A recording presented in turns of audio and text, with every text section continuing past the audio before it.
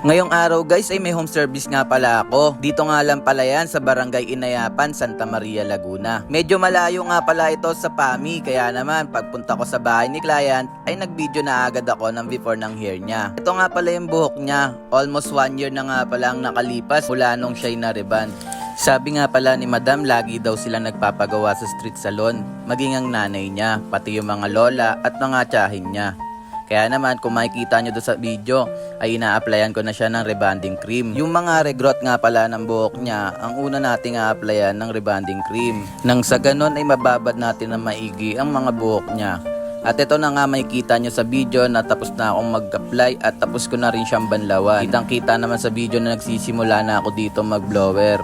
Ang ganda nga ng buhok ni Madam, hindi ko pa pinaplansya ay straight na. Kaya naman hindi ko na na-videoan kung paano ko ito i-planansya. Kaya sa mga hindi pa naka-follow, like and share.